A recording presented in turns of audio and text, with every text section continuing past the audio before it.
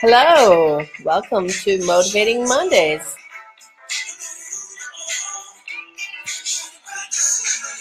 Hope you can all hear in the background.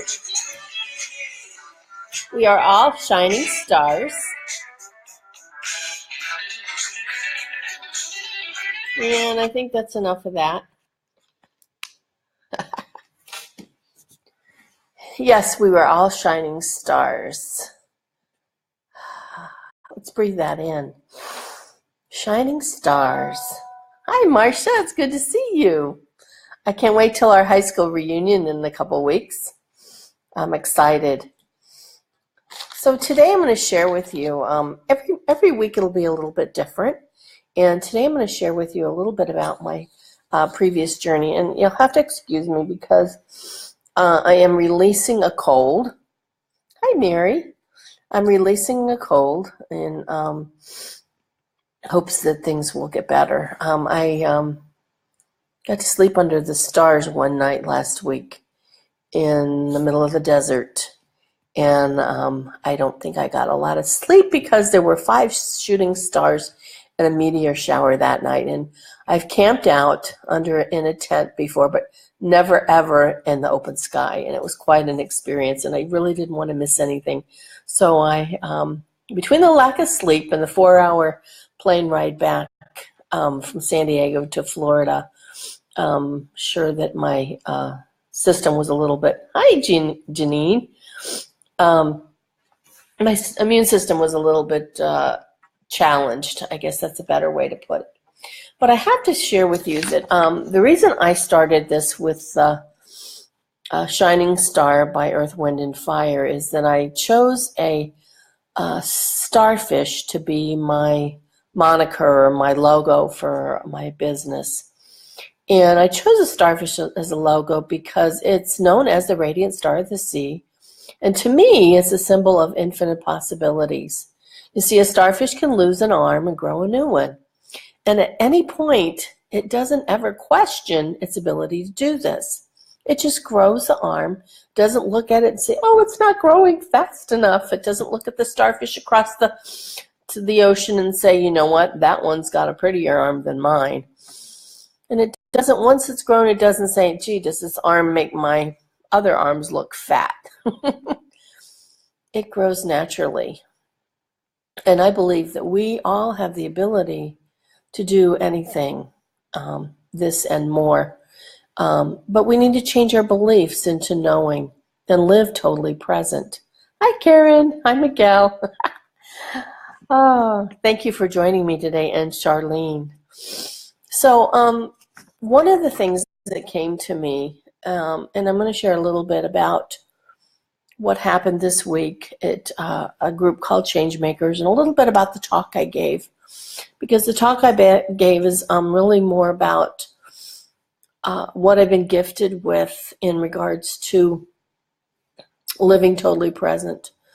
You see, when my daughter was killed by a drunk driver, it was a little over a year ago.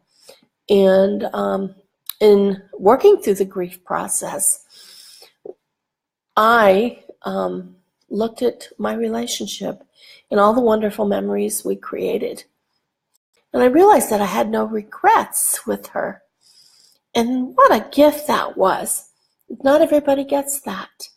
And so for me, I got the message from her that I need to encourage others to live totally present because it gifts us with a life of no regrets. And wouldn't that be wonderful? You know, we're living in an age where I know for many years when my kids were younger, I had that super mom cape on. I could leap over furniture in a single bound, answer the phone on the first ring, all while cooking dinner and nursing a baby.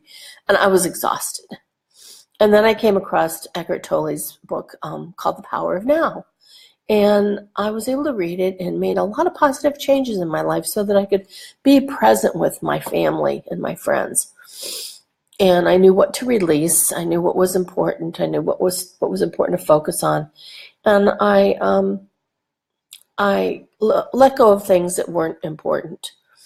And I was able to create some really good memories that I could embrace, which was really important. And so I felt like I was living totally present until technology became more abundant and we had these little things called smartphones. And I noticed that I was walking around. I'm going to do this like this. And I caught myself sitting at the dinner table with my husband like this. And he's talking to me and he says, did you hear what I said? And I went, yeah, uh-huh. And he said, did you hear what I said? I said, every single word. No, I didn't. I wasn't focused. I was not being present. And I find that a lot of us are not being present. We're using the word multitask as an excuse to not be present. You see, back when I wore that Supermom cape and I was so busy doing and not being, I don't think I remember at that time hearing a bird chirp. And I know I don't remember smelling the fragrance of a rose. And I know I missed some rainbows. Today I'm seeing rainbows and listening to the birds and even seeing feathers being left for me by my angel. Hello! Thank you for joining us. And so I encourage each and every one of you to live totally present because it is a gift for us. And I want to share a few things that I made some notes, and so I'm going to be referring to my notes a little bit because I have a whole half an hour with you all. And if you have any questions later on, I'll open it up. You can type some questions in there. And sorry about that, but I'm releasing some cold. The very first day in my challenge, I was sitting out on first of all, let me back up and talk about change makers. I was invited to participate in this wonderful group called Change Makers, and they are going to produce a television series, and it is about women and men that are motivating others to create positive change in the world.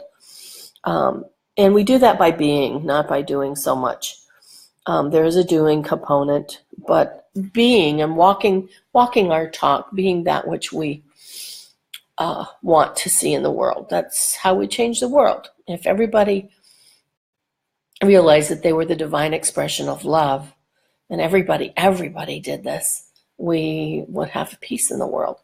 So anyway, I was invited to this wonderful group of people that are change makers, and very first day I was out on the balcony and staring out on the balcony about 10 floors up. I think we're on the 10th floor that day. And I was doing my journaling, and I looked down, and I'm kind of afraid of heights a little bit. And I looked down, and I went, ooh. And then I looked across at the boats and at the horizon, and I felt comfortable. And so what that said to me was that, let's see. When I look straight ahead, all fear leaves and there's a calmness. I guess I can apply that to life. If I get caught up in looking too closely at all the what ifs, I move into fear. And when I move forward one step at a time in action towards my goals, this gives me peace and a knowing that all is well. So when we stay present moment and not get caught up in all the what ifs, looking way towards the future and imagining all kinds of stuff, we get fearful, and fear stops us from moving forward. And so that was a lesson, and I actually wrote a affirmation that morning, which said, today I stay focused on the task at hand, enjoy the moment, and release all fears. Today I stay focused on the task at hand, enjoy the moment, and release all fears. So I found that really interesting because that day we went ahead and we did a pole climb. And because of some hip and back injuries and knee injuries, I wasn't going to do it. And I got there and I put the harness on just in case. And I watched the first person go up and I went, you know what, Bats? The only failure we have is the failure to try or the failure to participate. And I thought, you can do what you can do. So I put the harness on, and I told myself, hi, Mary. I told myself, you used to climb trees as a little girl. This should be a piece of cake. And I got up to about the 7th or 8th rung. So it was pretty high up.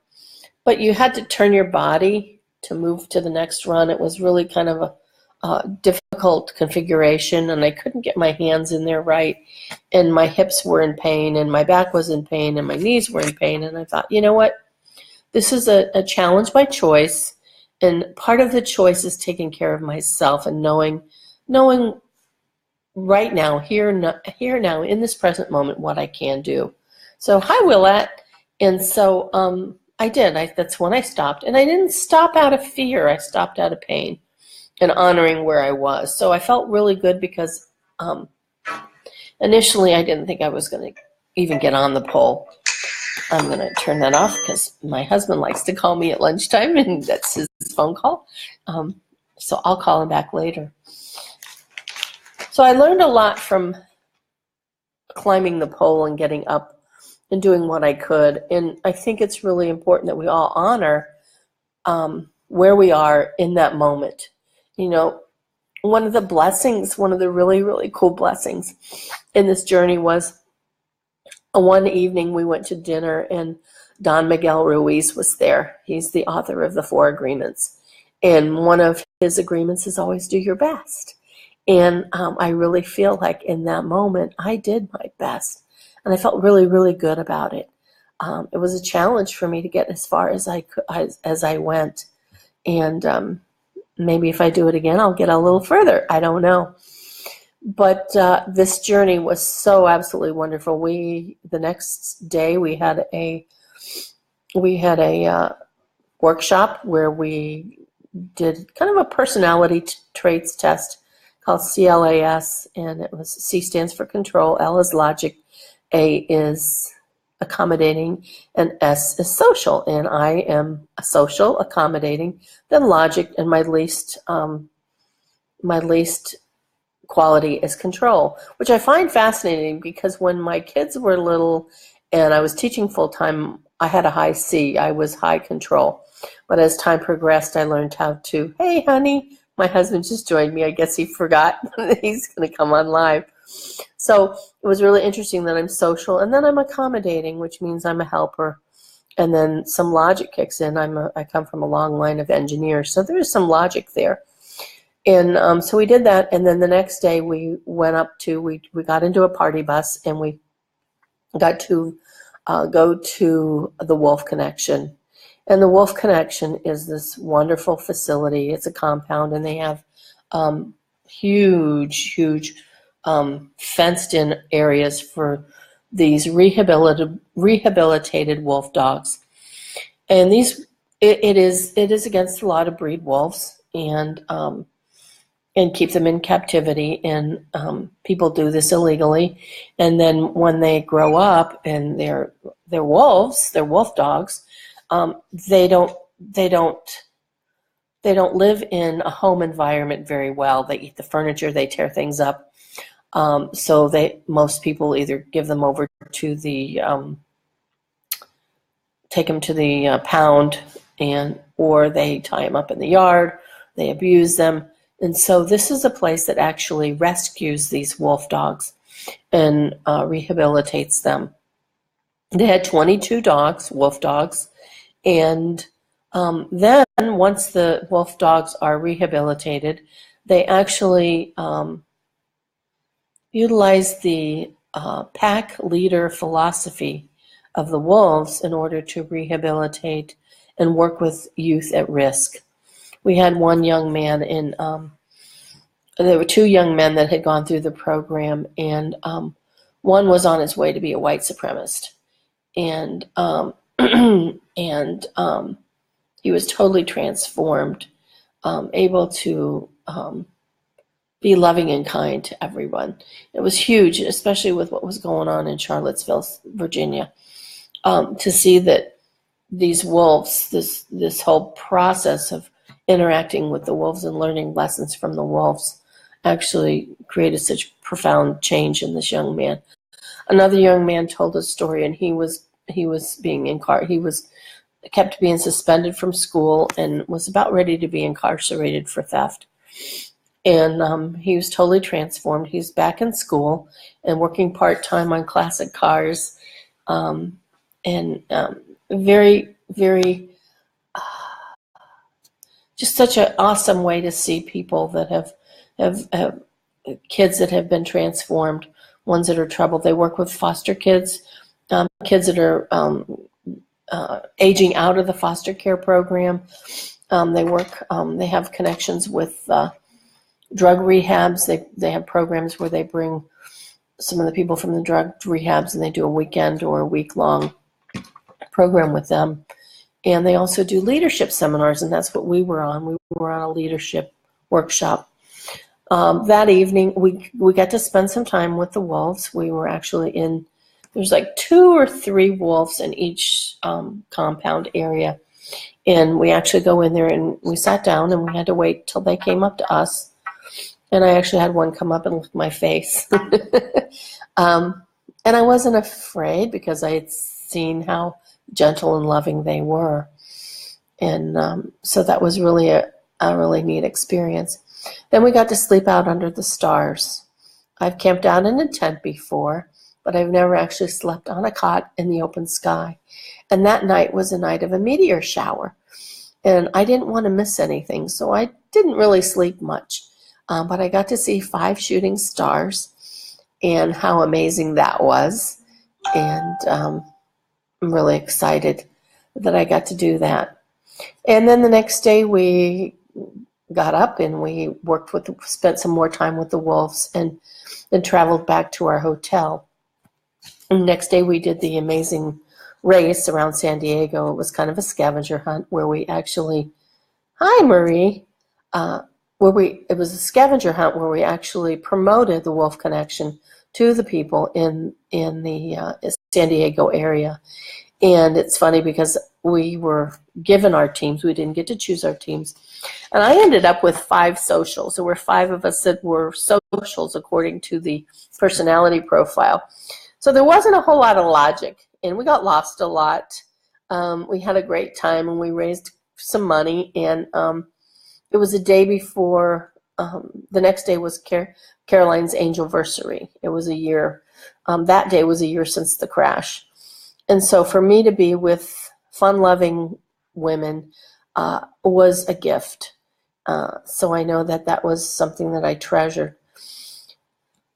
What I learned about the leadership, which was huge, from the wolves is the pack leader is chosen by the other wolves to be the leader. They don't do anything to prove it. They're not the biggest. They're not the pushiest. What they are is a presence of leadership. And I found that very interesting, that being present is probably one of the best ways we can lead people. And again, that's going back to leading by example, walking our talk and not just talking it. Hi, Suzanne. It's good to see you.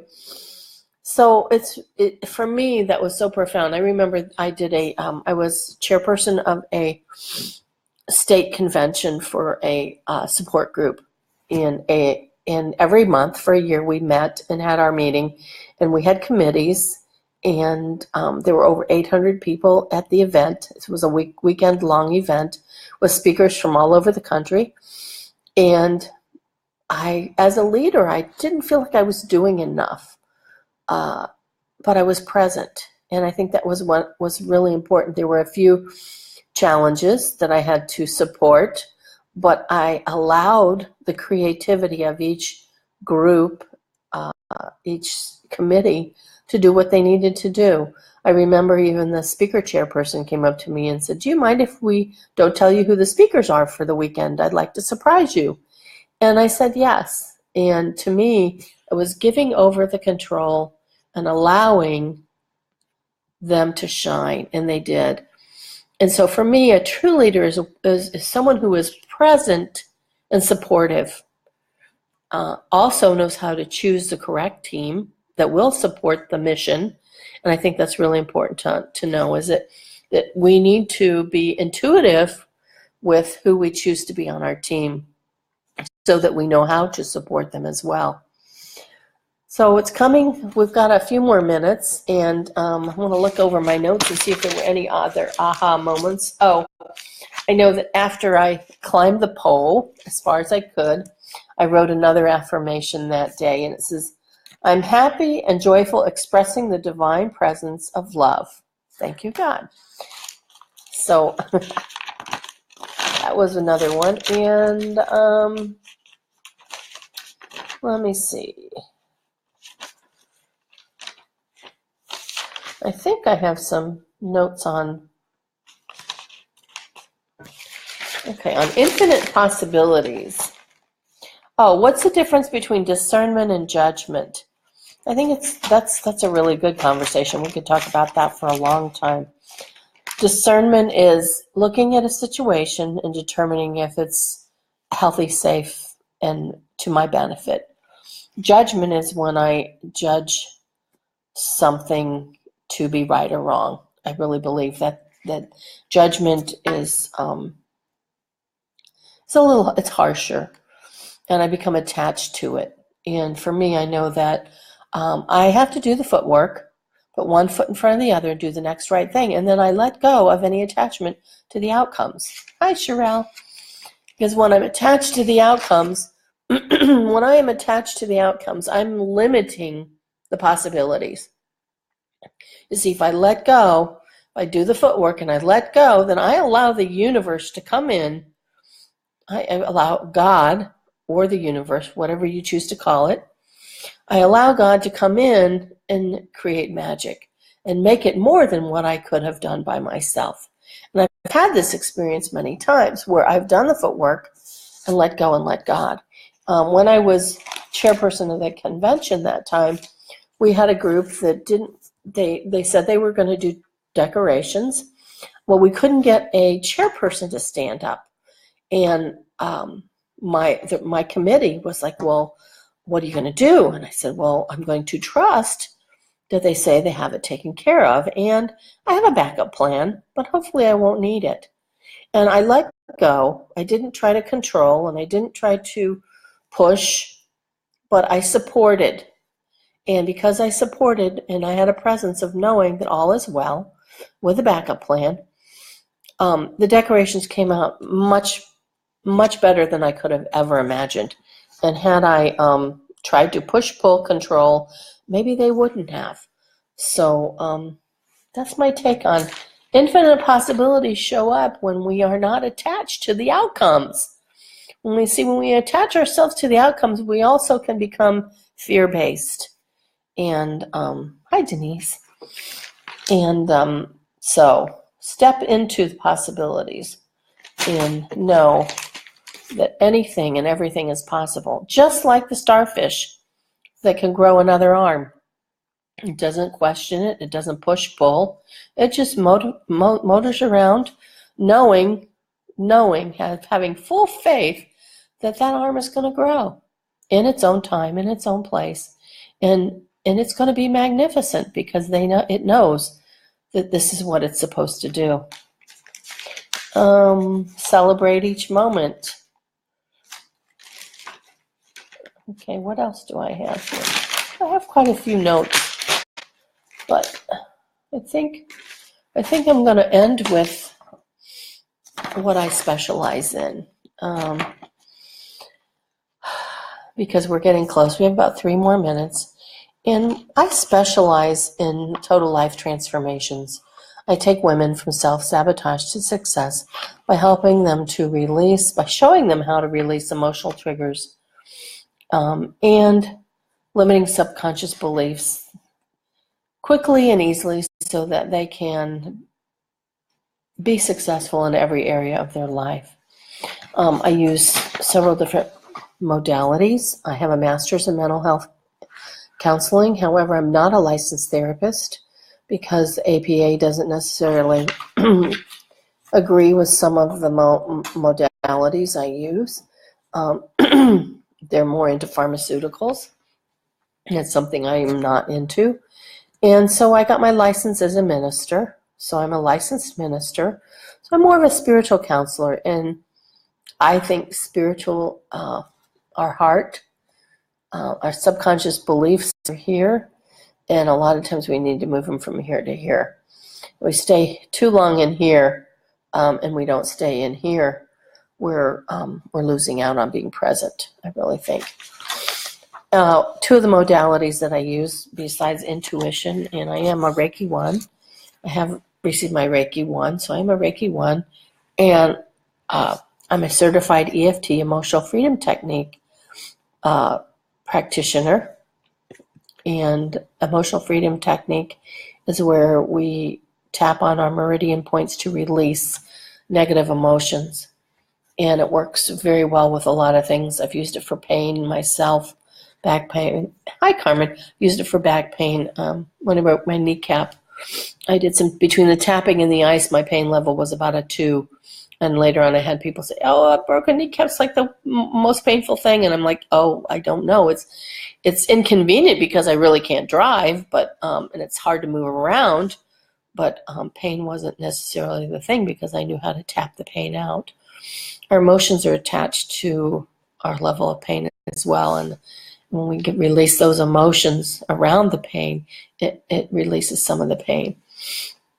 I also utilize something called Psych K, Advanced Psych K, and it's a way to change the limiting beliefs that we have. Any belief that we have, most of our beliefs were programmed in the first 7 years of our life, and some of them weren't necessarily good beliefs, like I'm not good enough.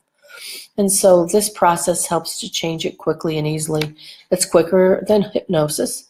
You could probably go to 2 or 3 years of traditional therapy and take that much time to make those changes. And these changes with Psych K, I usually work 4 sessions, 4 or 5 sessions with a client. We've made a total life transformation. We've changed many beliefs. So I'm glad you're all here today, and I want to remind you about that starfish, and I want you to focus on being present now. Put those cell phones down and not have them at the dinner table. Be present with your family members. Make precious moments. One of the things that when Caroline passed, hi Leslie, I've been accused of being a Pollyanna and finding the good in everything. And it was really, really hard to find any good in this situation. And I was determined. And the good I found in it was that we were very present with each other. And she gifted me with this living totally present. And basically it gifts us with a life with no regrets. So because I have no regrets, I am out to encourage every single person to live totally present. Stay focused on now. Enjoy the sound of the birds and the butterflies, the vision of the butterflies and the smell of the roses. So let's take a deep breath and know that we are here now. And right now, right here, is the only thing that really matters. We release the past and we set goals for the future, but we put one foot in front of the other and let go of the results. I want to thank you for being here with me and look forward to seeing you next Monday at noon for Motivating Mondays.